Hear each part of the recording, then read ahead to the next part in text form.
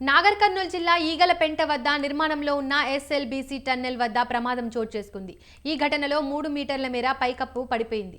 ఎడమవైపు సొరంగం 14వ కిలోమీటర్ వద్ద ప్రమాదం చోటు చేసుకుంది. ప్రాజెక్టును త్వరగా పూర్తి చేయాలనే లక్ష్యంతో ఇటీవల ప్రభుత్వం పనులను తిరిగి ప్రారంభించింది. ఇందులో భాగంగా 4 రోజుల క్రితం పనులు ప్రారంభమయ్యాయి. ఈ ఉదయం ఆ పనుల్లో ప్రమాదం చోటు చేసుకుంది. టన్నెల్ పైభాగంలో 3 మీటర్ల మేర పడిపోయింది. సొరంగ మార్గంలో 40 మంది కార్మికులు పనిచేస్తుండగా ప్రమాదం జరిగింది. పలువురికి కార్మికులకు తీవ్ర గాయాలయ్యాయి. వారిని స్థానిక ఆసుపత్రికి తరలించారు.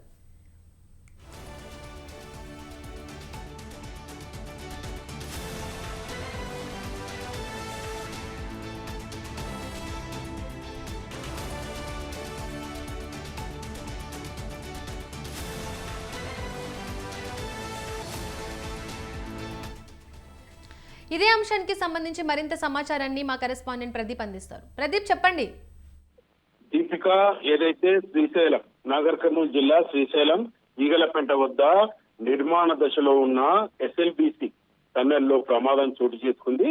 అయితే ఈ ఉదయం ఏదైతే ప్రమాదంలో టన్నెల్లో 50 మంది కార్మికులు పనిచేస్తుండగా పైకప్పు 14వ కిలోమీటర్ వద్ద పైకప్పు కూలడంతో అక్కడ ఉన్న కార్మికులకు అయితే తీవ్ర గాయాలైనట్టు కూడా తెలుస్తా ఉంది. అయితే వారిని 50 మందిలో దాదాపు ఒక ముగ్గురిని రక్షించి స్థానిక జెన్కో ఆసుపత్రికి తరలించినట్టుగా తెలుస్తుంది. అయితే సహాయక చర్యలు అయితే జరుగుతున్నటువంటి పరిస్థితి ఉంది. అయితే ఏదైతే ప్రభుత్వం కాంగ్రెస్ ప్రభుత్వం అధికారంలోకి వచ్చిన తర్వాత ఈ టన్నెల్ను త్వరితగతిన పూర్తి చేయాలన్న లక్ష్యంతో 4 రోజుల క్రితం పనులు ప్రారంభించారు.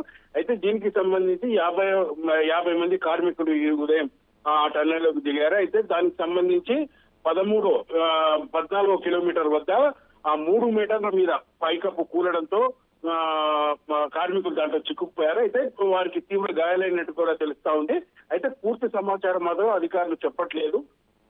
అయితే వారిని రక్షించే పనిలో అయితే అధికారులు అయితే సహాయక చర్యలు చేపడుతున్నారు. దీనికి సంబంధించి ముఖ్యమంత్రి కూడా తీవ్ర దిగ్భ్రాంతి అయితే వ్యక్తం చేసినట్టు కూడా తెలుస్తా ఉంది.